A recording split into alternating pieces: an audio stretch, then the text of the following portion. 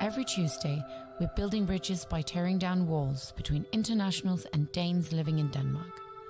Join us on a deep dive into the most pressing issues in Danish society, according to internationals. Live on T-Radioen.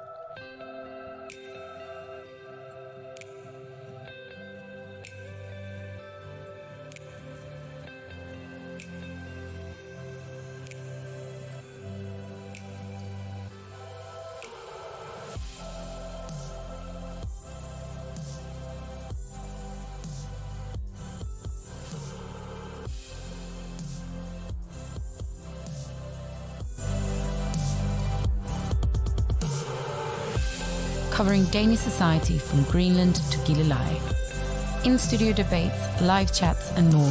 Experts, expats, Danes and internationals coming together to recover what got lost in translation. So tonight's show, we're talking about coming here to study and find work. Be sure to leave your comments so we can hear what you think. You can contact us via the Twitch chat or find us on Instagram at RadioLitDK. But before we get started, we would like to start out today's debate. And just a quick thought to everyone listening right now, please do leave your comments in the chat. You're free to join in on the show. We are interested in hearing what you guys have to say. The very first question actually goes out to Jakob Gradel. We're curious to hear your thoughts on this. Why is it a problem that international students are leaving Denmark? Wow, okay, yeah, why is it a problem? Can you hear me? Yes, we can hear you. There's many reasons why it is a problem. It's brain drain. It's people coming to Denmark to study, to gain knowledge. We're very proud of our universities in Denmark. We're very proud of what we're able to do with the education we have. We lack educated people, employees on the labor market in all the sectors, especially the sectors that I represent: the engineers, natural science professionals, IT professionals. Diversity is something that creates money and creates business on the bottom line. That is demonstrated through studies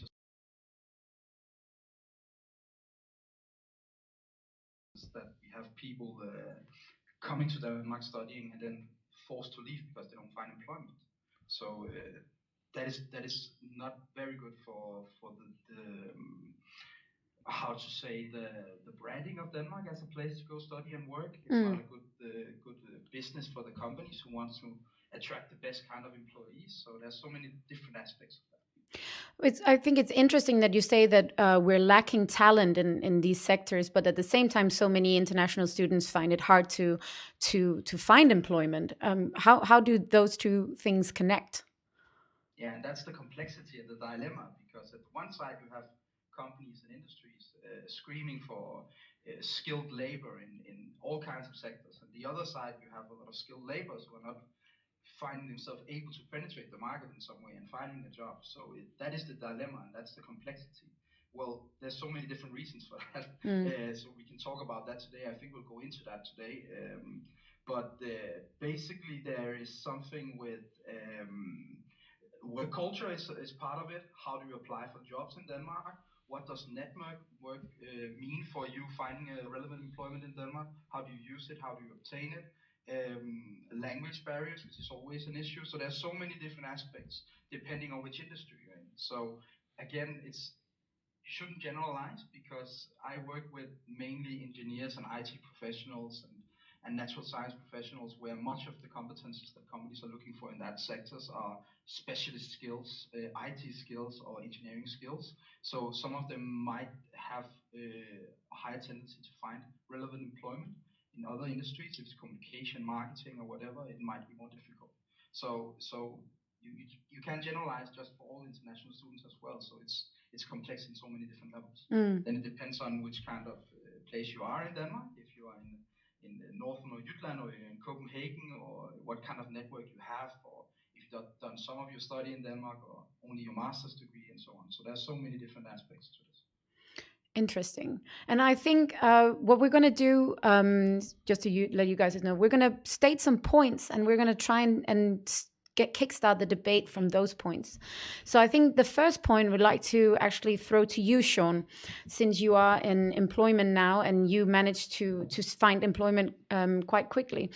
So the first point Internationals, like Danish graduates, are themselves responsible for finding employment. If they fail, it is the result of their own effort or lack of.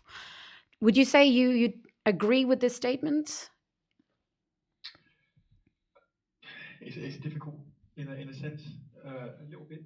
I feel well. I felt when I completed my degree, I was wholly responsible for finding a job. I think there are resources out there. As Jakob would know, there is the unions, there's the ACAS, there's resources at the university. But at the end of the day, I would say it's down to the individual to find work. Yeah, and I'm curious to throw this debate onto you, Ivayla, because you still haven't managed to find employment in your field of work. So, would you also say that that's because a lack of your own effort, or what? Why do you think that is? No, I think it's a bit complex. How Jakob said, depends. Which is your area? What are which are your concurrent?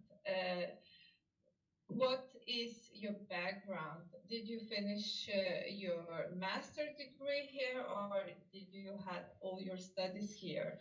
I would say also that my field is a bit specific because I aim public institutions.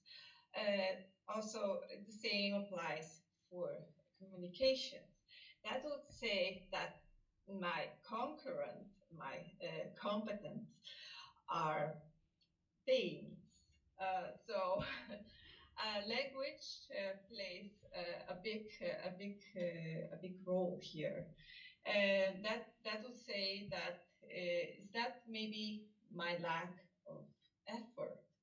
It I could have a lot of I put a lot of effort to find job in my area, but the language, for example, could be a problem because in a lot of public institutions and a lot of Danish companies in the sphere of communication and marketing, they really require native language skills, and that is understandable. Um, so that makes it harder for a foreigner to get into those places, those companies. And how to say the competition for the international companies is also way too high. Another issue is maybe that mainly I look for jobs into the area of Copenhagen and Zealand, where the competition is higher. Mm.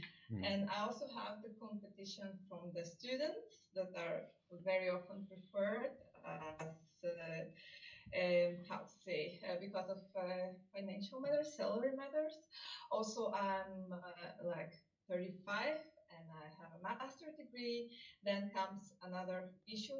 I'm more expensive, like an employee, and then after you graduate, it's expected that you have already the experience, like 2 to 3 years experience, and this is very, very hard if you have not done your bachelor here in Denmark, and you had not a study related relevant study job like into the communications or public administration. And if you have to do that after you graduate, you already have to have these 2 3 years in this roller coaster where you keep on going Mm. in all type of internships, unpaid internships, paid internships, and this will not guarantee you that you can actually So get there are a employed. lot of factors pointing into that. There are a lot of factors. Yeah, and Also, yeah, the budget of the companies, especially in the public sector, after in 2015, they had some problems and some cut-offs. So that also actually makes it harder, not only for international, also for Danes. It's not like only for international. So for Dane, I'm just going to cut in there, Ivayla, for a second. So for Danes as well, you say, Jacob, what can you say about what Ivayla has been pointing out? Yeah, but he's correct. Many of the things he says is probably some of the elements that influence it, and also talking about Danes, where we have also within the areas I represent, but in general in the labor market for academics, there's a high level of unemployment for newly graduates.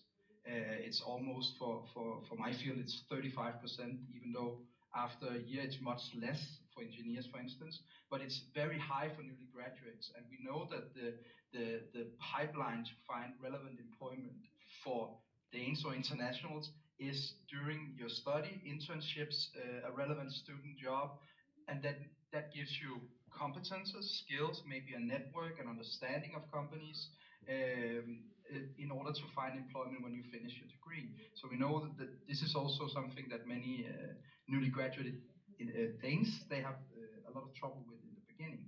And then there's some more barriers when you come as an international, because your network is maybe not that big. You also have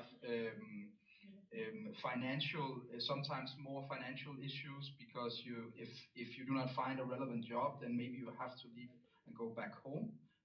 For a Dane, they just have to maybe go back to their parents in the old city, to put it very straightforward. And then there's also the matter of the language barriers, which also is a factor in many situations, because it's, even though we have a tendency, and many companies have a tendency to say, well, we speak corporate English, and we accept all internationals. We have a diversity and inclusion policy and so on. When it comes down to it, you're competing on the labor market at the same level as a native Dane. Your competition is the same thing. When it comes down to it, it has to do with cost benefit. How quickly can this person become a value for me as a company? Do you think that It's different. Sorry, Jakob. Do you think that the playing field is completely level when it comes to that? In terms of, you talked about student jobs, and I didn't come here as a student. I turned into a student after I arrived. One thing that I found when I was studying, that a lot of the student jobs that were relevant to the educations were mostly Danish speaking student jobs. Now, if you've just came as a new student, as a studier, and you haven't had time, maybe you've been here maybe 3 months and you're looking for a student job, relevant student job, you don't speak the language yet to the level that they want. Do you think that it's a level playing field, or am I on one side of the... No, it isn't. It isn't, because you just demonstrated also being here 3 months should give you a complete idea of which kind of student jobs would be relevant for you, and have an understanding of how you apply for jobs in a Danish context, and have an understanding of how you present yourself to a company to work as a student. So I don't think the level field is the same. That's actually an interesting master studies from Copenhagen Business School right now, where some internationals are doing a master's degree on international finding a student job, which is very difficult. And then when they come here and suddenly the degree is over and they have to find a real job, and they don't have the relevant competences from a student job. So I don't think the playing field is the same. And the other aspect is also when you say that when you look at student jobs, they require some Danish level. In Denmark, we also, and you other guys probably heard this a million times, we call the invisible labor market. So approximately 70% of all employment is not posted online on Job Index or LinkedIn Jobs or whatever. So it has to do with unsolicited application. It has to do with networking to find opportunities. It has to do with speaking with fellow students about what they do and how they work and so on. So a lot of things is not online, so you can see a job position, because these kind of job positions, you will probably see that in many cases it's required that you have some sort of level of Danish to do these kind of student positions. Yeah, I think the thing with the level of Danish I find interesting. I'm curious, Shaun, because you say you speak Danish fluently, and you say you also use it at work, but at the same time, your job is you're a copywriter in English. So how relevant is it to the job you have now, actually speaking Danish? I guess it's relevant in terms of bonding with your colleagues, and I guess it helped me to get a foot into the door. So I would say, while it's, the corporate, I work for quite a big company, and while the corporate language is English, if there is a meeting with only Danish people and people are aware I can also speak Danish. It just makes things a bit easier, and I guess in that sense, you bond a little bit more quickly if you can, speak the language. And just with regards to the language, the way I came to learn Danish was when I first arrived in Denmark. I did go to language school, Yeah. and that was a couple of times a week. But I did find, if I'm going to do a master's here and that's only 2 years, and I know, when you live in a country, it's important to learn a language. I need to, find a quicker way to speed up this process. That's why I became a football coach, where I could also work in English and a little bit and Danish at the same time, and that accelerated the process. So when I was, finished, I was in a good position. Okay, I will apply for jobs as a, primarily in English, but I'm also able to communicate in Danish as well. And I think another thing we should also bear in mind is the internationals. There's also not a level playing field with regards to internationals, because myself, as somebody from the UK, England, maybe there's a bit more prestige in that than if I came from another place in the world. I completely agree with you, Shaun, on that. Yeah. Completely I not agree with the thing, but you're totally right there in that. I would just say it may be, if let's say native Danish young students are front of the queue, then it might be native English speakers, Yeah. just below them, and then there's a tier system there. So it makes it a little bit more difficult. And there's other things that play a factor as well. In Denmark, there are, fairly few universities, but there's also prestige with regards to where you studied. I think maybe CBS might have a bit more prestige than some other Yeah. universities. So there's many things to consider here. It's difficult to maybe come with a blanket statement of why it might be difficult to find employment directly after studies. Absolutely. Can I just Yeah, go sorry, for it. I just want to I've been a bit quiet for the most of the show, but I really think that what Shaun just touched there with the tier system is a very interesting thing, and I think that's kind of like the hidden labour market, because there is a hidden sort of, I don't want to be general here, but I think there is a bit more prestige in being possibly an American graduate, or being an Australian or a British graduate. Native English speaker. Native English speaker. I do think that, and it's kind of the same through. I have this thing at the moment where I don't understand why I'm a British expat, but my Romanian boyfriend is a Romanian immigrant. I never really understood why that difference was made, and I think that's a really interesting point. Who makes that difference? It's not that nobody makes that difference, but just the language that surrounds me. Like, I always get called, well, you're an expat. Oh, I'm not an expat, because I'm a migrant. I moved here. I migrated here. I'm not posted here by a company. And I think it creeps into that kind of thing, as Shaun said. It definitely creeps into, a native English speaker to begin with. I mean, I've been in jobs previous to the one I'm in at the moment where it's been like, oh, it's so good that you're a native English speaker. Even with my university education here, it was like, oh, it's so good because we can improve our English. But also it relates back to what Jakob was speaking about, that of course the companies are looking for this talent and these kind of skills, and English at a native level is a skill. But what I'm curious about, the curious thing then is that at the same time they want you to speak fluent Danish. It's a total juxtaposition. Yes, exactly. You have to be a superhero basically to land a job here. Now, what I'm curious about then, it's sort of a different point I want to discuss. Is it the employees that are at fault demanding these high levels of Danish? I think, Jakob, if I could throw that to you, are the employers at fault when they're demanding such good Danish skills from internationals, considering we are a multicultural society and the world is so globalized now? If you want me to answer yes or no, I want you to debate on it. employers, and it's always a shame when you do something like this that they're not here, because employers, of course, also have a great responsibility to walk the talk, so to say, to walk the talk of what they want to do about diversity inclusion, and to actually work very strategically with looking for diversity in the candidates when someone applies for a job in their company. So the companies definitely have a responsibility that not all are doing so great with.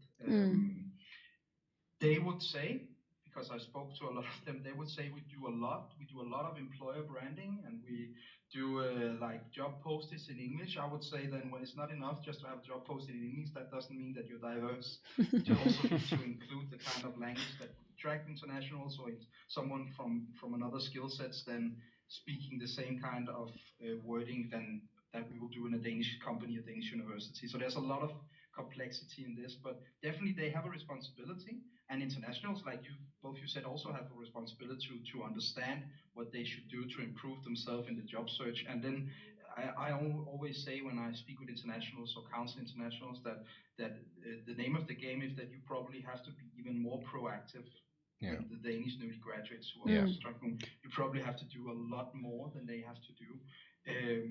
And you probably also have to frame the kind of value you can create for a company in a totally other direction, and focus on that is intercultural understanding and other perspectives and so on.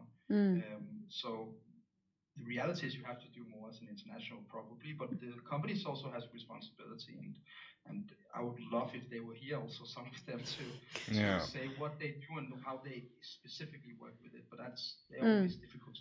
Yeah, it's a bit difficult to get them on board. Can I just ask, I would like to throw over to, I read, Ivayla, that when you came to study in Denmark, that ESU wasn't available, and that's kind of a big draw for international students here as well, because it's a good support system. Of course, just to clarify, if anyone who doesn't know, if you're an international student in Denmark, to receive ESU, you have to work between 40 and 43 hours a month. It has to be paid employment, it has to be contracted, and everything has to be kind of legit, so to speak. Is that the right word? That's not the right word. Documented. Documented is the right labor, word. yes. So I'm intrigued to understand, Ivayla, what it was like when you came to study, and that you didn't have that support there, and you were having to work to also pay your bills, if that doesn't sound too patronizing on anything. I came here in 2010, so I had to pay a fee of 1,200 euro to start my studies. So I had 1 month where I had like free studies, because it's a double special program at Roskilde University. They have like double master degree of cultural encounters and European studies, and that's why I needed this free course. I kind of like paid. And then I was not allowed to have ESU, any scholarship. So I had to support myself. I come from a country that has not the same standard as Denmark. And that meant that I have to work besides my full-time study. I had to work, and I had to go to the language school. That means basically no sleep. I had no right as a student, full-time student, to work more than 21 hours. I had no right for that. So I did that. I was working in the mornings. I took the first available job that was in a local club called Gimli, where I was volunteering. I know that. And to clean.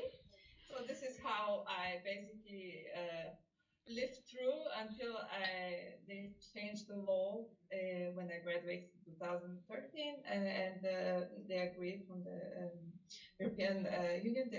There was a law that was over the Danish law, that all international students should have the same rights as a Danish student, and this was how I got pay off all the ESU I had to receive this 3 years of education. Oh, so you managed to get it afterwards, or?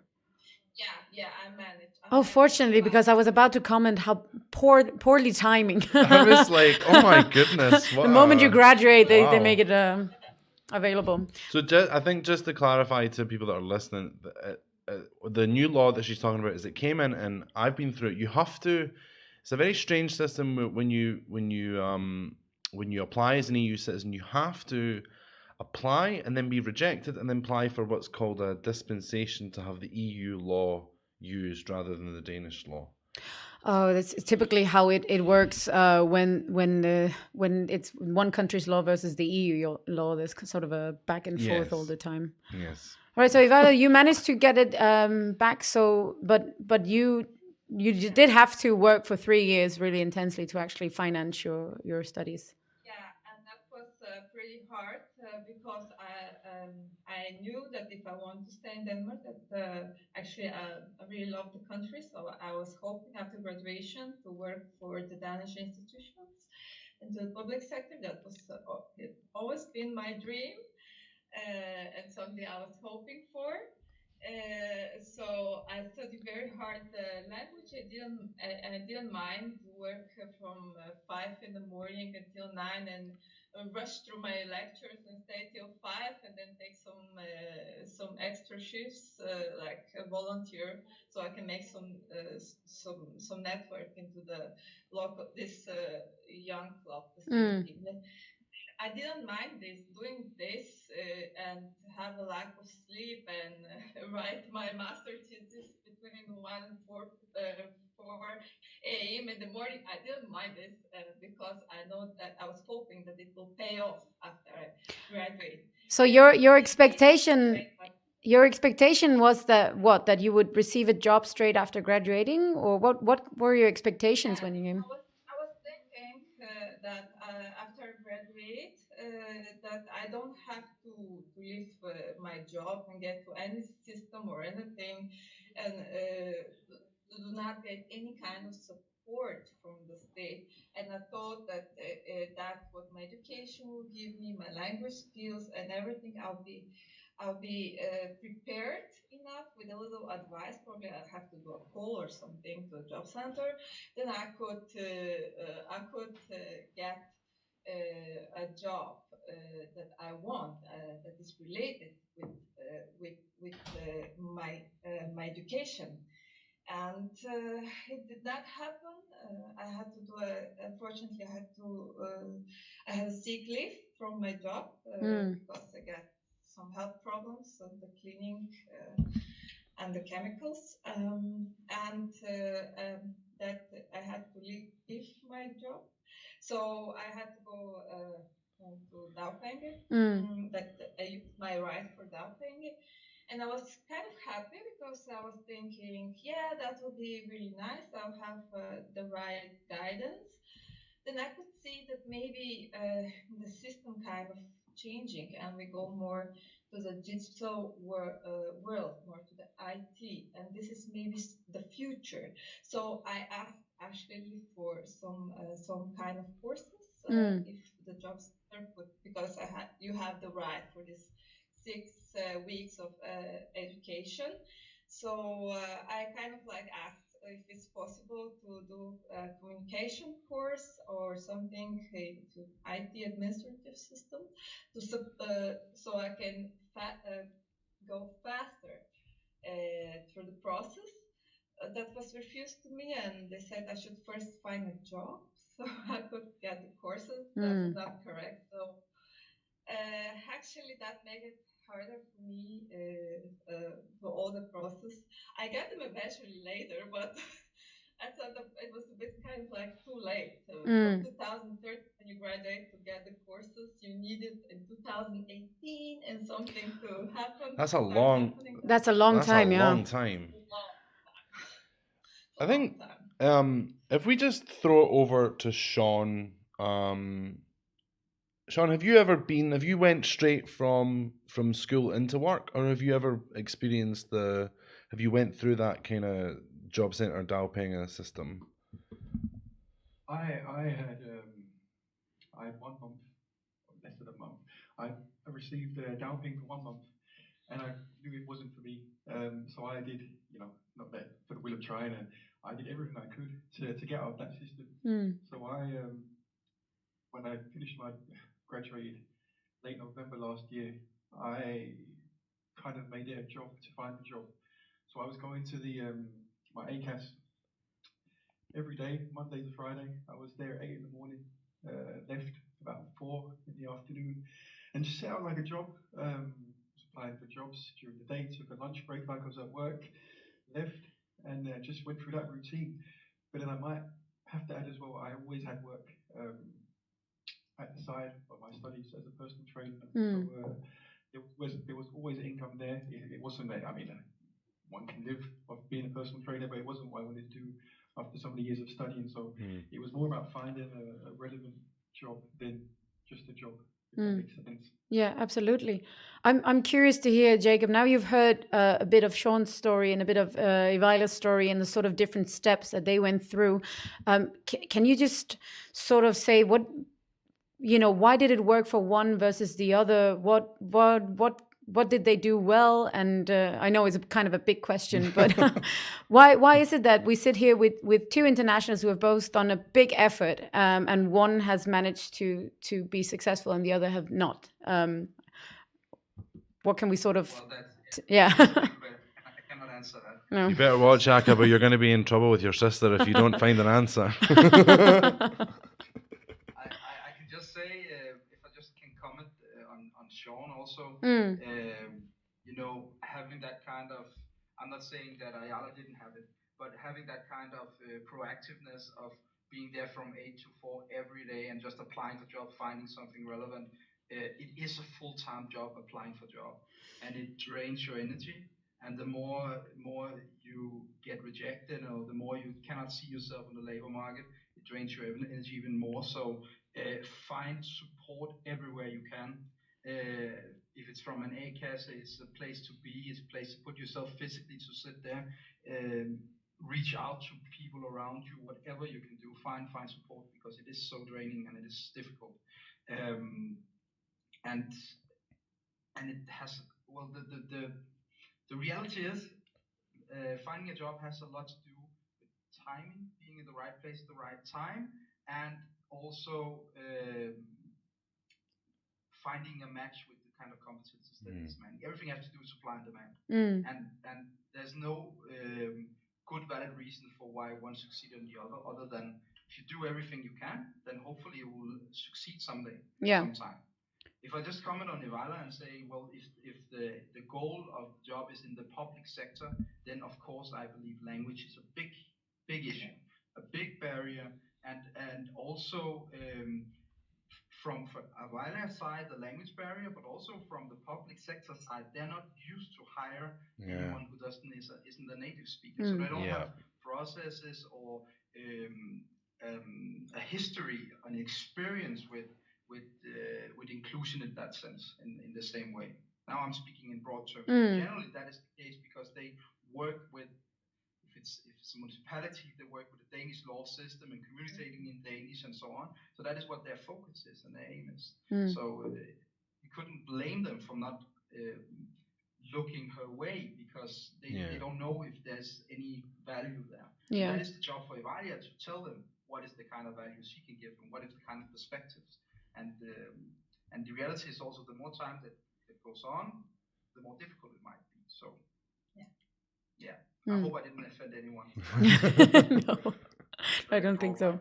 You're in trouble with your sister, Jakob. No. I am already, so it's okay. I think, though, just to comment on the Ivayla, with the Ivayla's case, I think, Ivayla, you came at a time, you came pre when it, as Jakob said, maybe it wasn't favourable for international students to come and study.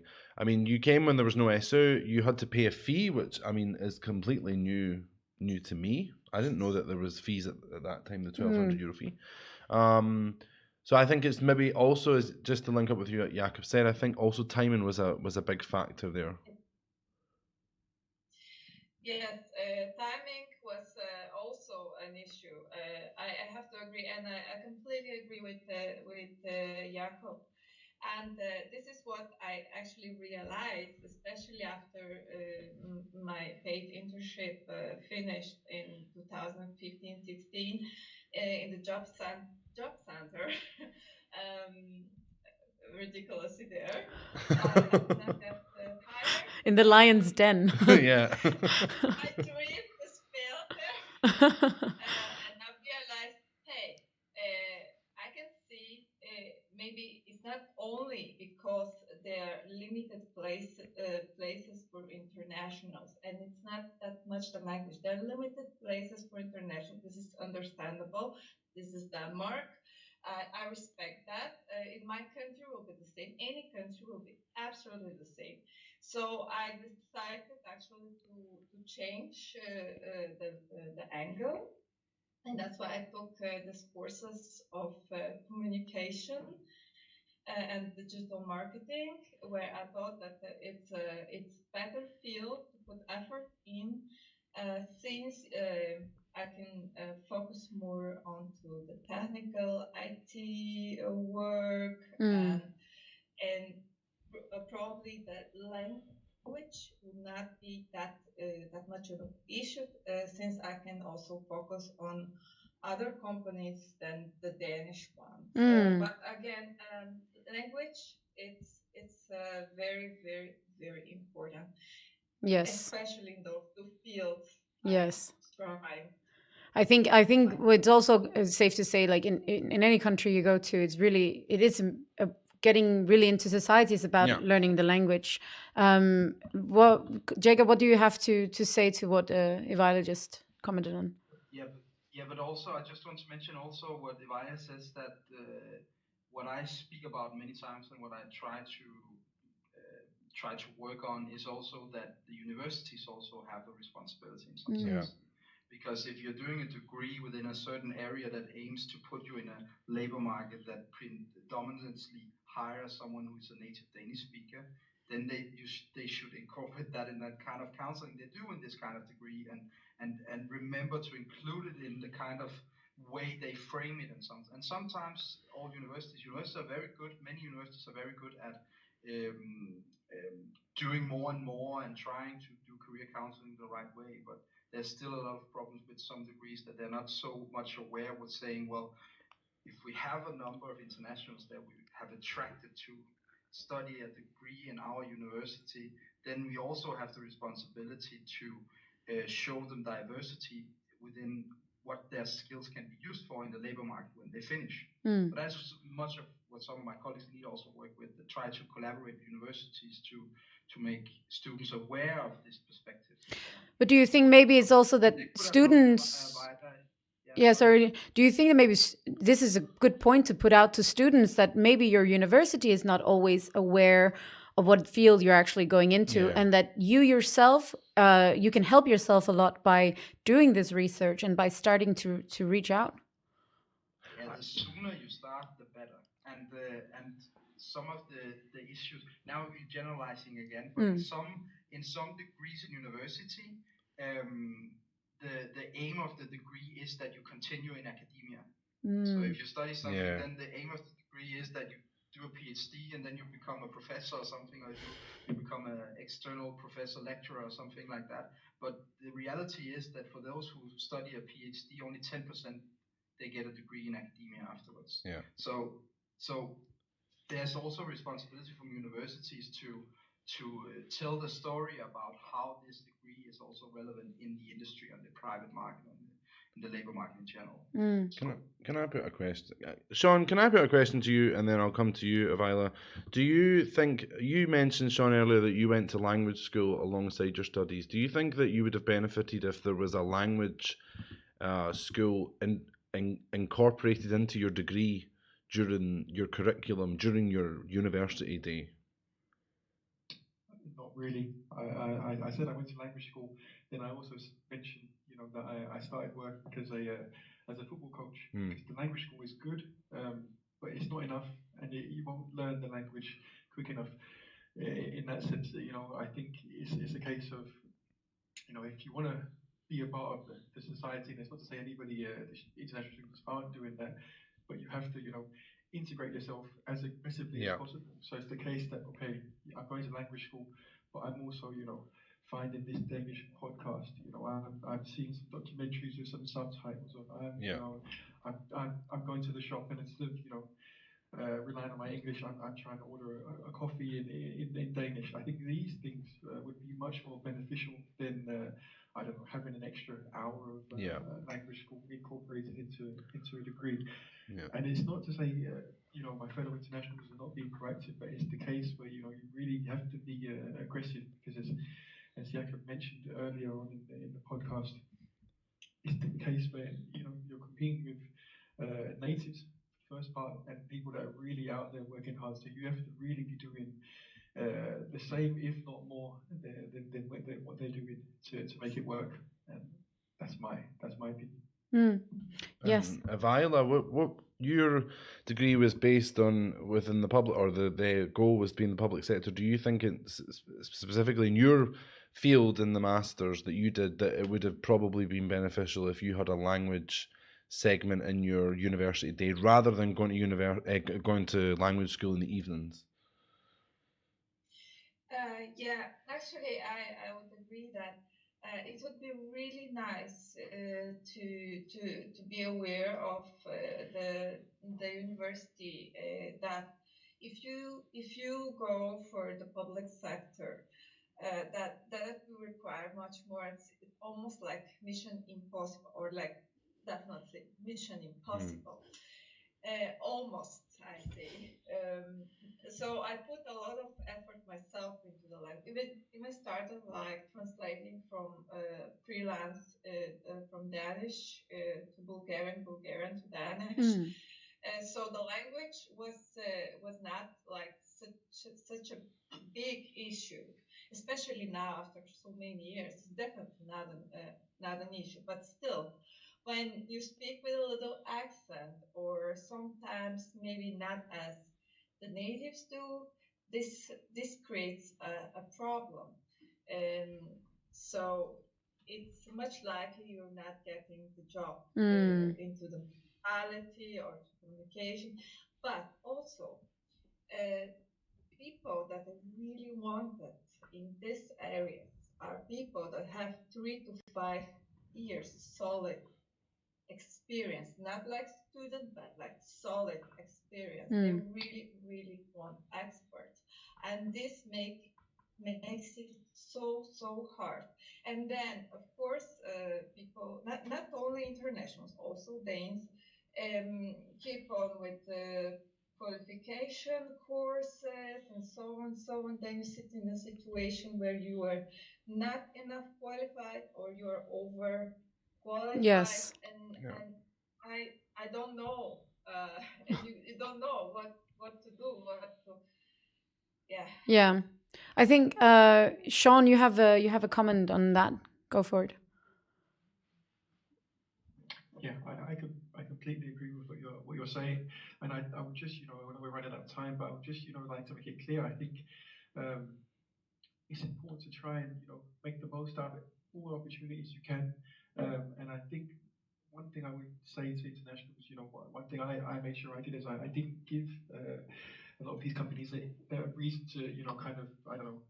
Um, Reject me from a application process because of, I don't know, a spelling mistake on a CV, or writing a CV in a format that's completely not recognized here. So I think one thing, if we're taking it really low down, is making sure you have a good grasp of the basic things. You have the basic things in place. You write in your CV how you should. If you need a picture, put a picture on a good picture. If you've got an email address, make sure it's not happygirl123 at msn.com. You've got a How professional. did you know my email address, Shaun? I've done my research. You're too out there, Cam. Yeah.